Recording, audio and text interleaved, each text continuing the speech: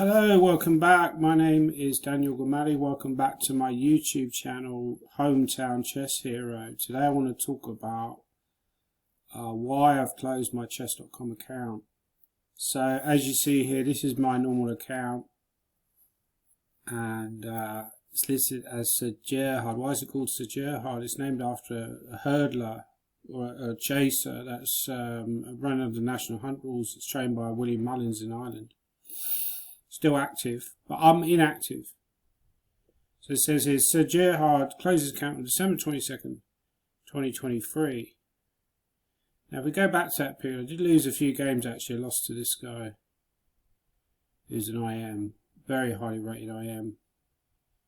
Probably doing well in one of the games, but somehow ran out of time. That was a kid that I played, Ilna Snyder from Argentina. There's quite a few.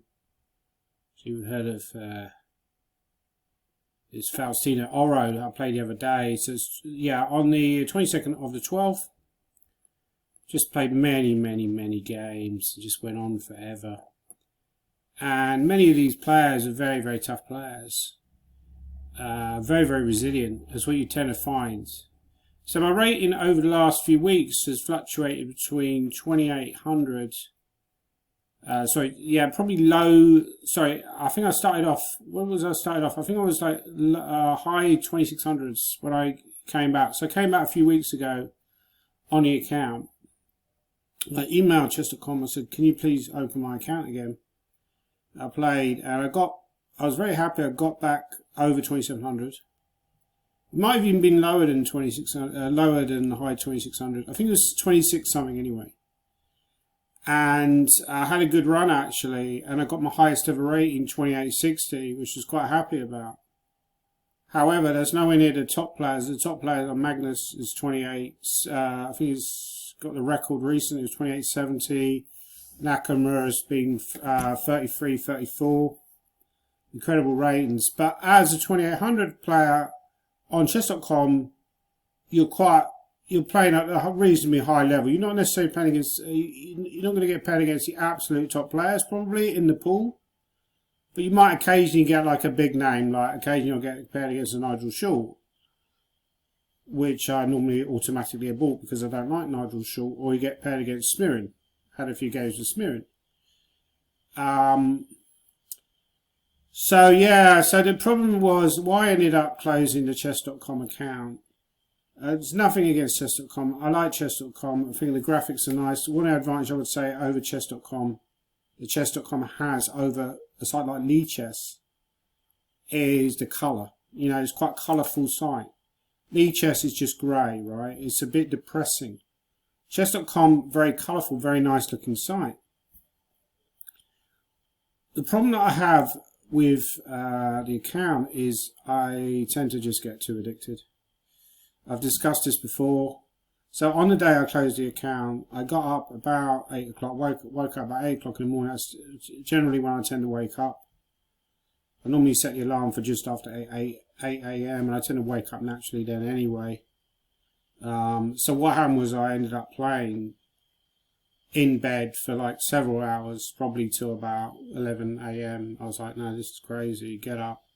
I got up, got dressed. Then I went back to the computer, and foolishly I then clicked on and said, right, let's just play one more game. Of course, one more game ends up being half an hour. Half an hour ends up being an hour and a half. An hour and a half ends up being 3 hours. So I think it was almost 2 o'clock by the time I left the house. So having got up at 8 o'clock in the morning, I've not left the house till 2 p.m. to do anything constructive. By that time I'm starving. Bear in mind, I've not had any food. I've not even had like a cup of tea by that point. So I've just basically just been, playing on empty. I went and then, again, feeding my impulsive desires, I went and got like a McDonald's with a McFlurry. So it's like everything was really bad about that day. And I just thought, no, this is not what I want to do. I think the problem is that if you wanted to, you could literally spend your entire life on there. I could spend, let's say I won the lottery. I could sit there in the house and spend the next 30 years or however long I live, I might only live for, say, 3 or 4 years or whenever. I might live for 30 years and just sit there all day, every day, playing on chess.com. And there's nothing to stop you doing that. Now, why would somebody want to do that? Well, because I think it's quite addictive. You know, there's nothing else that I've discovered that's quite as mentally stimulating. You're sitting there, you can play the Slav, you can play the King's Gambit, you can play the main line of the Sicilian, I can play on Puzzle Rush. You know, I can do all these things. I can interact with people, I can message people, I can add friends. It's a very addictive site. It's designed to be addictive. And I just found, with my personality being quite impulsive and being quite addictive, that I wasn't able to stop playing. So when I first came back on, you know, a few weeks ago, I was like, right, let's make sure we only play when I'm streaming or when I'm filming a YouTube video. We'll only do it for an hour a day. We'll set the alarm clock, whatever. But that soon goes out the window. You find when you get a bit bored, you're sitting around the house. I get bored easily. If I'm watching a film, what I think the true addiction is actually is just online in general. I tend to get addicted to online in general, and I find the most addictive thing is playing chess. So if I'm watching a film, if I'm in the house, I spend too much time in the house anyway. If I'm in the house and I'm reading a book, I'm watching a film or something, I tend to get bored, and I'm like, right, let's go on Facebook and check notifications. And then you're in that kind of mode of doing something. Like, let's have a 1 minute game, let's have a 3 minute game. You know, I'm bored. I need stimulation. What is stimulation? Stimulation is playing. So I think if I self-diagnose myself for all my addictions, and you know, I'm also addicted to gambling to a certain extent, unfortunately, which cost me a lot of money over the years. I would say that I've probably got ADHD, that I've got a very addictive personality. And my weakness in chess tends to be I'm not very good at forming long plans or being very patient. I'm quite good at seeing pattern recognition, tactics. Anything that's fast, I'm good at. You know, anything that's kind of creative or fast. Anything that's slow and needs a bit more time, that tends to be when I become weak at endgames, for example. So this is the issue that I have with chess.com. In my opinion, one of the ways that they could improve the site is to have a timeout period. So if you've been playing for too long, you could have an option to close your account for, say, a month, or even just a week, or 6 months. Or you could, if you wanted to close it for longer, you could close it indefinitely, in which case you don't have to contact them. At the moment, the only way to actually stop yourself from playing is either to put a blocker on the website. So you could put a blocker on the website. The problem with putting a blocker on the website is you can always then undo that blocker. So there is that issue. You can undo that blocker. So, you know, how do you stop yourself from playing? I think one of the fairer ways that chess.com could do that is that they could set up something where you basically just have a timeout for a few weeks. But they don't do that. Either it costs them too much money, or they don't see the point of doing it. Because I'm sure that I'm not the only one who has a problem with addiction playing online. Poker sites, for example, also have that issue. And you have and one of the ways you can tell that as well is when you come back online. If I come back online after several months, I notice you end up just playing the same people. Like, for example, if we stroll down this guy, I played on several occasions. Actually, there's a guy from Russia. He's a good player, actually. I've played him many, many times on here. Every time I come back, he's been on the site. I'm not saying he's an addict. He doesn't seem to play that much. But he's a regular player.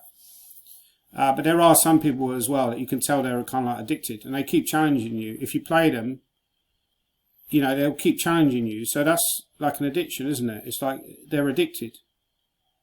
And you're playing for 30 games, and it's very easy just to click, play, rematch, rematch, rematch.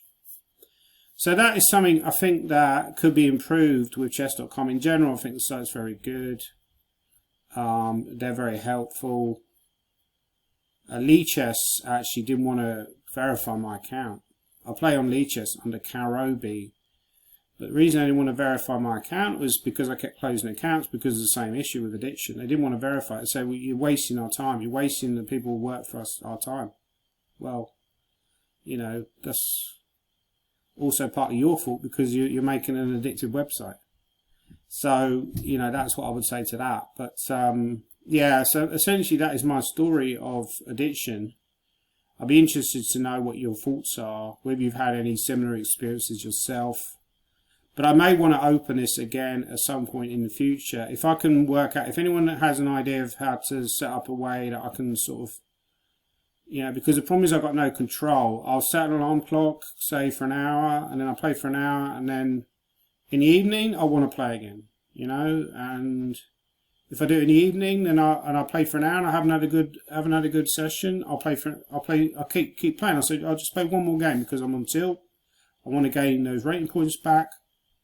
There's always excuses for playing. So this is the problem. I would like to play on chess.com for say an hour a day or 2 hours a day. But the problem is, the issue is, I tend to become addicted. Does anyone have a solution to this? Have a possible solution? Let me know. Because I don't seem to know how to work out how to beat this issue. And I think it's a good idea to have chess.com open, to have an active chess.com account, especially if you're a professional player, because it's a very colourful site.